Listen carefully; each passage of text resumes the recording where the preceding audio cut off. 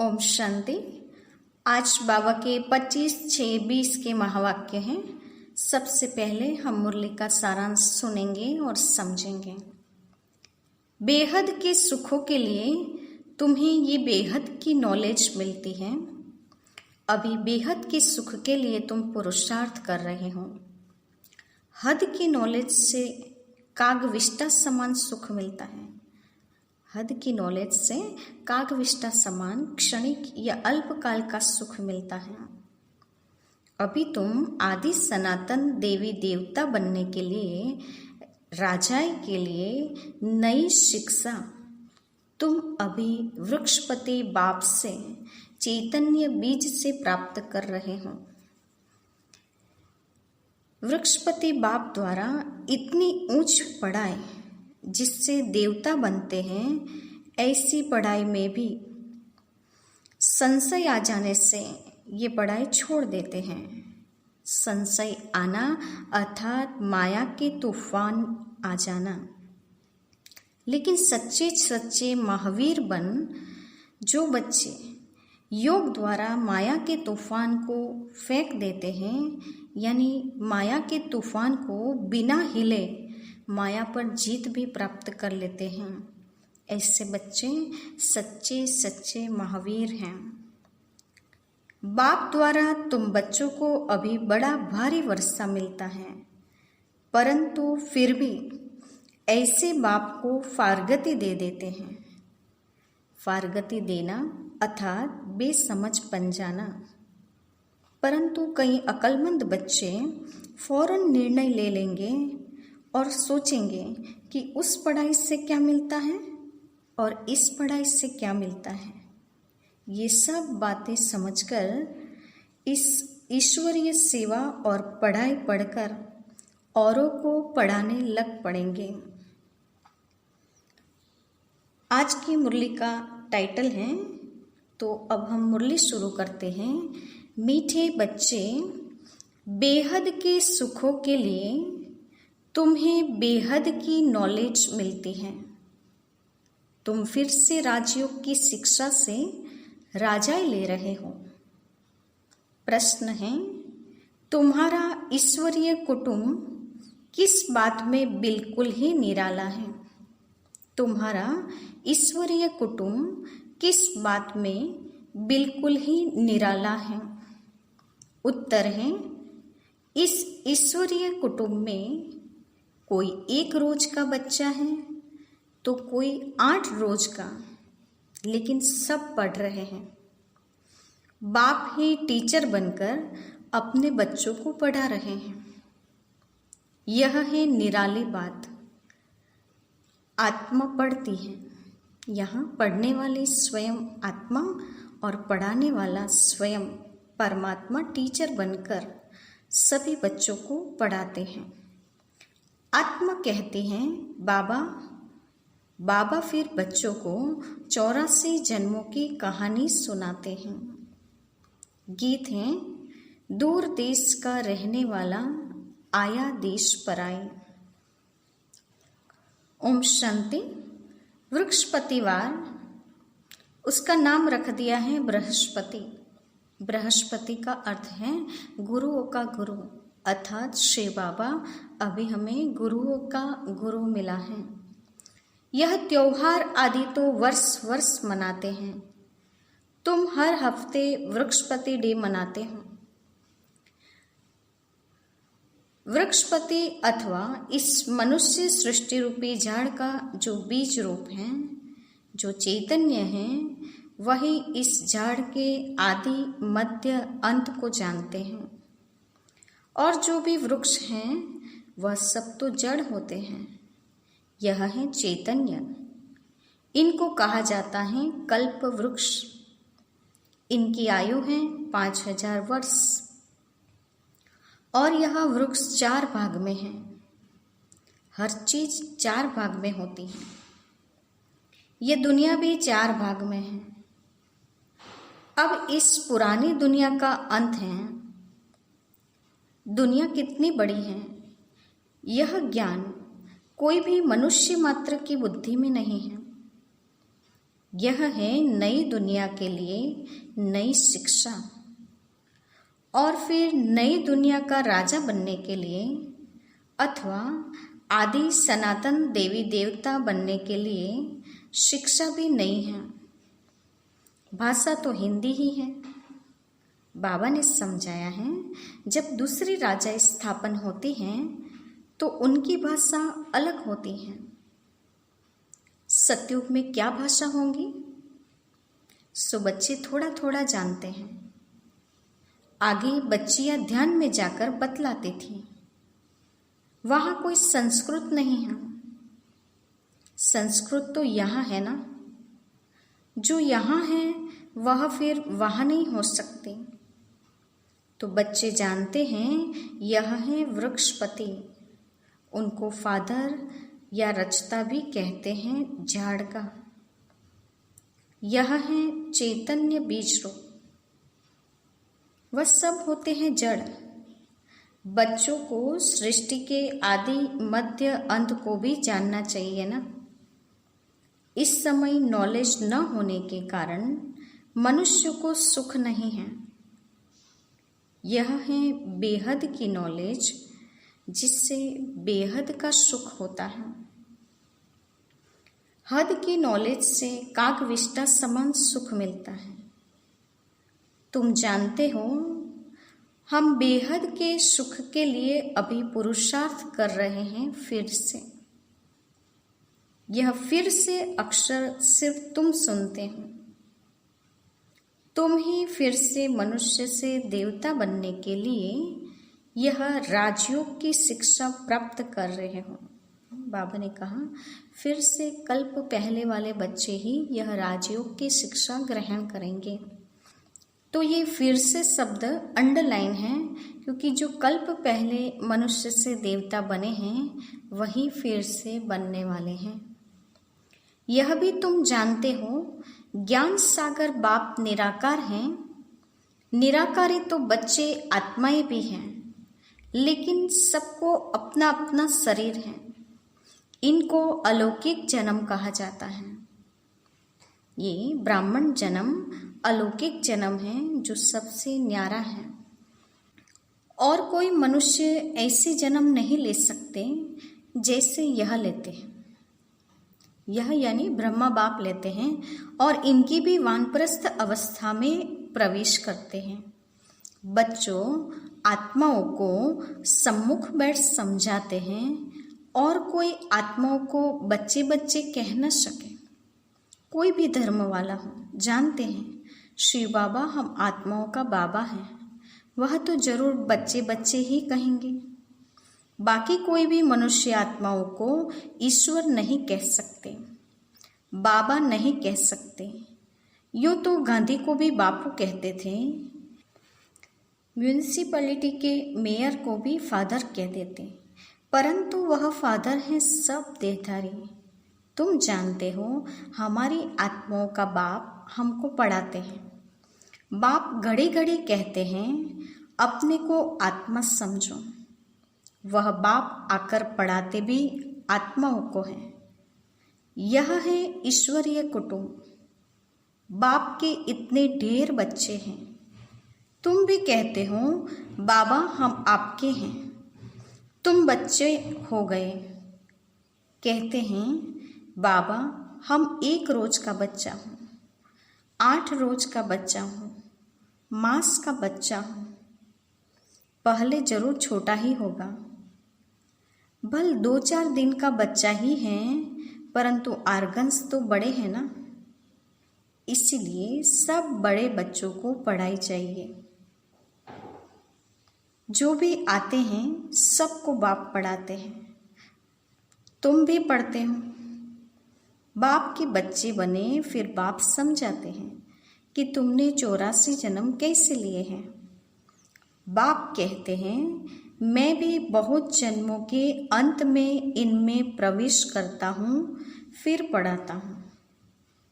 बच्चे जानते हैं यहाँ हम बड़े ते बड़े टीचर के पास आए हैं, जिससे ही फिर यह टीचर्स निकले हैं, जिसको पंडे कहते हैं। बड़े ते बड़ा टीचर है शिव बाबा, जिसके द्वारा हम टीचर्स निकले हैं, और उस टीचर्स को बाबा कहते हैं पंडे कहा जाता है। वह भी सबको पढ़ाते रहते हैं। जो जो जानते जाएंगे पढ़ाते रहेंगे। ज्ञान की समझ जितनी आती जाएगी औरों को ज्ञान सुनाते जाएंगे, पढ़ाते जाएंगे, तो वो टीचर्स यानी वो पंडे हो गए। पहले पहले तो समझाना ही यह है कि दो बाप हैं, एक लौकिक और दूसरा पारलौकिक। बड़ा तो जरूर पारलौकिक बाप हो गया, जिसको भगवान कहा जाता है। तुम जानते हो अभी हमको पारलौकिक बाप मिला है और किसी को भी पता नहीं है। धीरे धीरे जानते जाएंगे। तुम बच्चे जानते हो हम आत्माओं को बाबा पढ़ाते हैं। हम आत्माएं ही एक शरीर छोड़ दूसरा लेंगे, ऊंची से ऊंच देवता बनेंगी। ऊंचे से ऊंच बनने के लिए आए हैं। कई बच्चे चलते चलते ऊंचे से ऊंची पढ़ाई को छोड़ देते हैं। किसी न किसी बात में संशय आ जाता है या माया का कोई तूफान सहन नहीं कर सकते हैं। काम महाशत्रु से हार खा लेते हैं। इन्हीं कारणों से पढ़ाई छूट जाती है। काम महाशत्रु के कारण ही बच्चों को सहन करना पड़ता है। बाप कहते हैं कल्प कल्प तुम अबलाएं माताएं ही पुकारती हो। कहते हैं बाबा हमको नंगन होने से बचाओ। बाप कहते हैं याद के सिवाय और कोई रास्ता नहीं। याद से ही बल आता जाएगा। माया बलवान की ताकत कम होती जाएगी, फिर तुम छूट जाएंगे। ऐसे बहुत बंधन से छूटकर आते हैं। फिर अत्याचार होना बंद हो जाता है। फिर आकर शिव बाबा से ब्रह्मा द्वारा बातचीत करते हैं। यह भी आदत पड़ जानी चाहिए। बुद्धि में यह रहना चाहिए कि हम शिव बाबा के पास जाते हैं। वह इस ब्रह्मा तन में आते हैं। हम शिव बाबा के आगे बैठे हैं। याद से ही विकर्म विनाश होंगे। अपने को आत्मा समझ बाप को याद करना है। यही शिक्षा मिलती है। बाप से मिलने आओ तो भी अपने को आत्मा समझो। आत्म अभिमानी भव। यह ज्ञान भी तुमको अभी मिलता है। यह है मेहनत। उस भक्ति मार्ग में तो कितने वेद शास्त्र आदि पढ़ते हैं। यह तो एक ही मेहनत है, सिर्फ याद की। यह बहुत सहज ते सहज है, बहुत डिफिकल्ट ते डिफिकल्ट भी है। बाबा ने कहा याद सहज भी है तो याद डिफिकल्ट भी है। बाप को याद करना इससे सहज कोई बात होती नहीं। बच्चा पैदा हुआ और मुख से बाबा बाबा निकलेगा। बच्ची के मुख से माँ निकलेगा। आत्मा ने फीमेल का शरीर धारण किया है। फीमेल माँ के पास ही जाएगी। बच्चा अक्सर करके बाप को याद करता है क्योंकि वर्षा मिलता है। अभी तुम आत्माएं तो सब बच्चे हो। तुमको वर्षा मिलता है बाप से। आत्मा को बाप से वर्षा मिलता है याद करने से। देह अभिमानी होंगे तो वर्षा पाने में मुश्किलात होगी। बाप कहते हैं मैं बच्चों को ही पढ़ाता हूँ। बच्चे भी जानते हैं हम बच्चों को बाप पढ़ाते हैं। यह बातें बाप के सिवाय और कोई बता न सके। उनके साथ ही भक्ति मार्ग में तुम्हारा प्यार था। तुम आशिक थे उस एक मासूक के।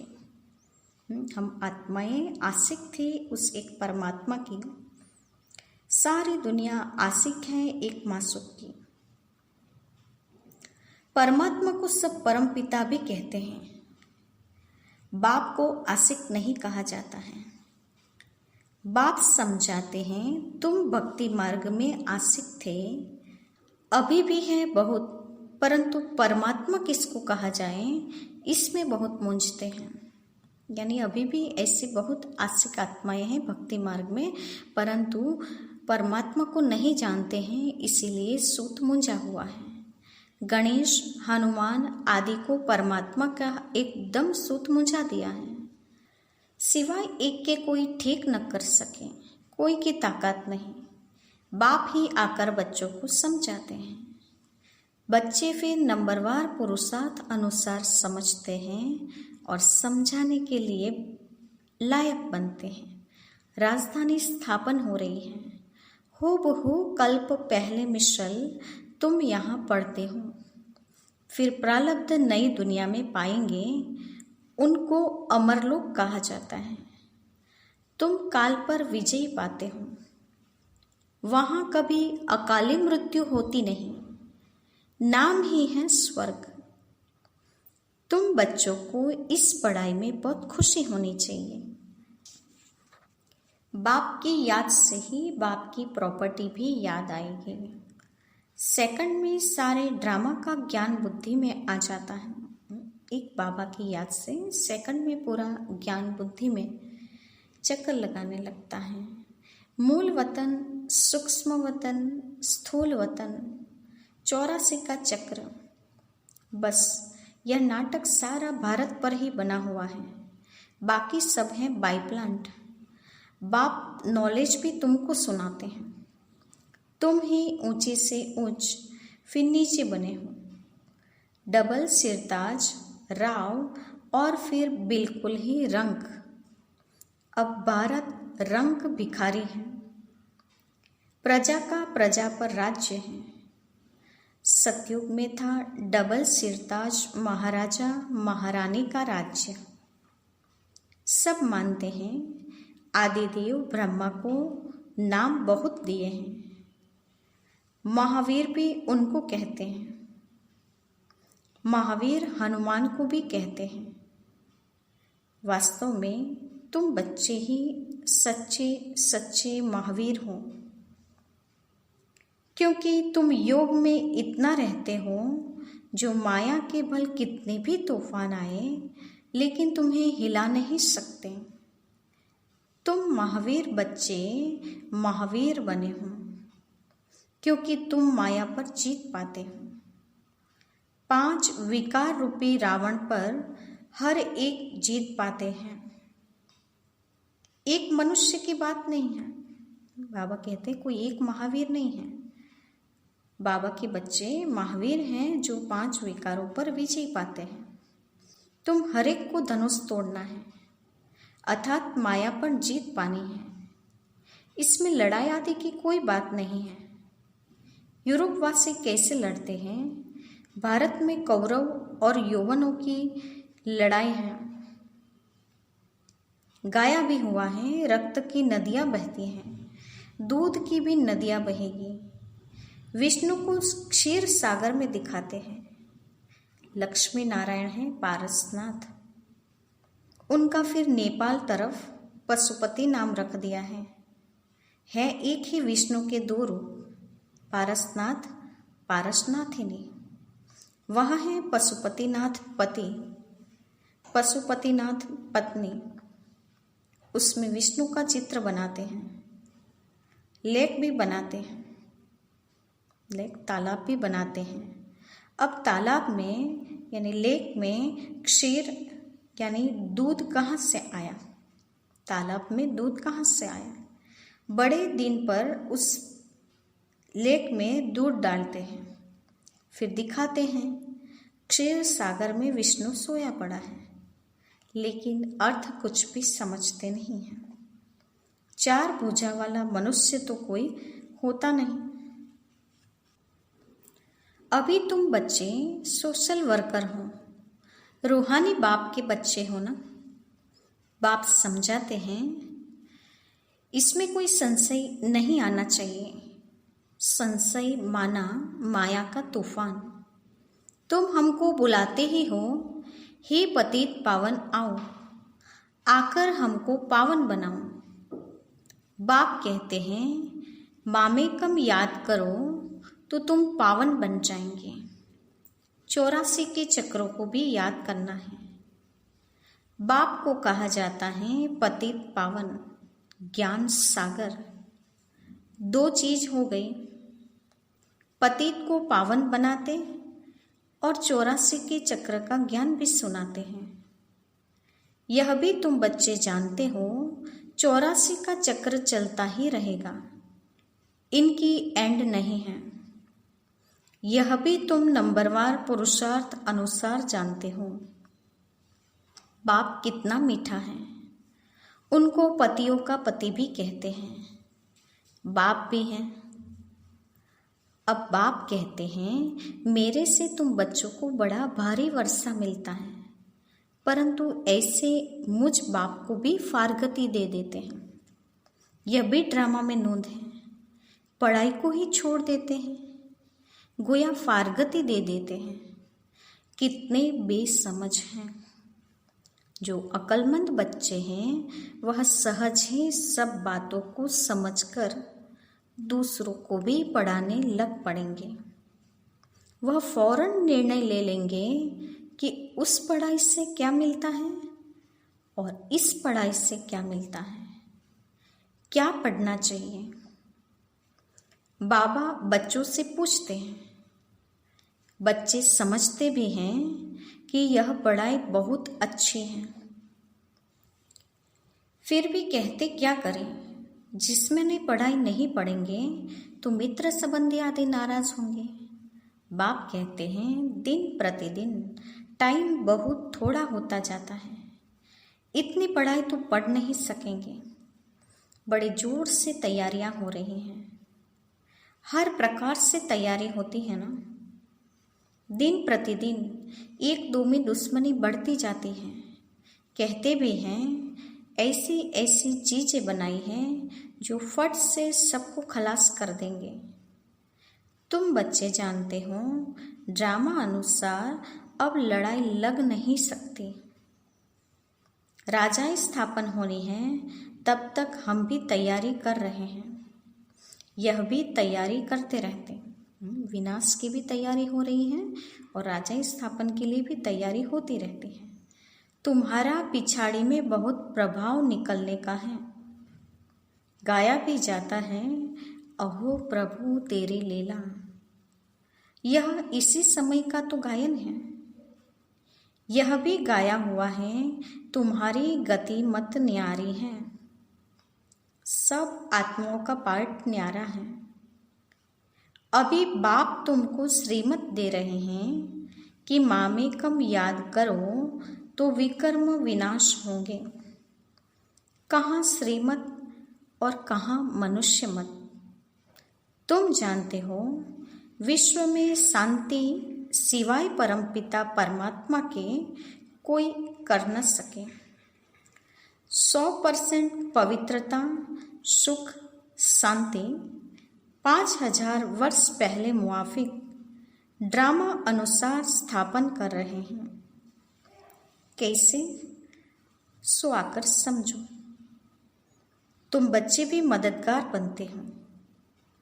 जो बहुत मदद करेंगे वह विजय माला के दाने बन जाते हैं। तुम बच्चों के नाम भी कितने रमणीक थे। वह नाम की लिस्ट एल्बम में रख देनी चाहिए। तुम भट्टी में थे, घर बार छोड़ बाप के आकर बने, एकदम भट्टी में आकर पड़े। ऐसी पक्की भट्टी थी जो अंदर कोई आ न सके। जब बाप के बन गए तो फिर नाम जरूर होने चाहिए। सब कुछ सरेंडर कर दिया, इसलिए नाम रख दिए। वंडर है ना, बाप ने सबके नाम रखे। अच्छा, मीठे मीठे सिकिलते बच्चों के प्रति माता पिता बाप दादा का याद प्यार और गुड मॉर्निंग।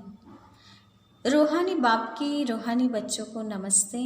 हम रूहानी बच्चों की रूहानी माता पिता बाप दादा को याद प्यार और नमस्ते। पूरी मूल्य का धारणा युक्त सार है। पहली पॉइंट, किसी भी बात में संशय बुद्धि नहीं बनना है। माया के तूफानों को महावीर बन पार करना है। ऐसा योग में रहो जो माया का तूफान हिला न सके।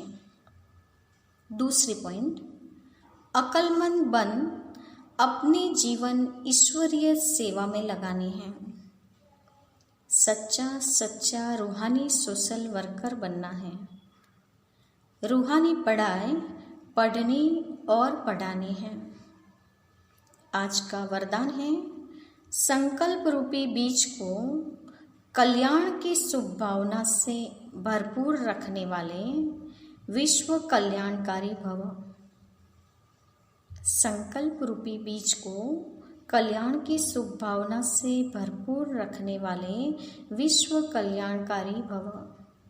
वरदान का स्पष्टीकरण है, जैसे सारे वृक्ष का सार बीज में होता है, ऐसे संकल्प रूपी बीज हर आत्मा के प्रति, प्रकृति के प्रति शुभ भावना वाला हो। सर्व को बाप समान बनाने की भावना, निर्बल को बलवान बनाने की, दुखी अशांत आत्मा को सदा सुखी शांत बनाने की भावना का रस व सार हर संकल्प में भरा हुआ हो। कोई भी संकल्प रूपी बीज इस सार से खाली अर्थात व्यर्थ न हो, कल्याण की भावना से समर्थ हो, तब कहेंगे बाप समान विश्व कल्याणकारी आत्मा। अर्थात संकल्प रूपी बीज हैं वो हर आत्मा के प्रति, प्रकृति के प्रति सदा शुभ भावना वाला होना, अर्थात कि सबके प्रति ये भावना हो कि बाप समान सबको बनाए, निर्बल में बल भरे, दुखी अशांत आत्माओं को सुखी और शांत बनाने की भावना हो। तब ऐसे शुभ भावना से भरपूर संकल्प वाले बच्चे ही विश्व कल्याणकारी बन सकते हैं। आज का स्लोगन है, माया के झमेलों से घबराने के बजाय परमात्मा मेले की मौज मनाते रहो। माया के झमेलों से घबराने के बजाय परमात्मा मेले की मौज मनाते रहो। आज की मुरली की मुख्य पॉइंट्स हैं, बेहद की नॉलेज से बेहद सुखों को प्राप्त करने के लिए राजयोग की शिक्षा ग्रहण करनी है। इस ईश्वरीय कुटुंब में कोई 1 रोज का बच्चा भी है, तो कोई 8 रोज का भी है, तो कोई 1 मास का भी है, लेकिन सब यहाँ पढ़ रहे हैं। ये एक निराली बात है।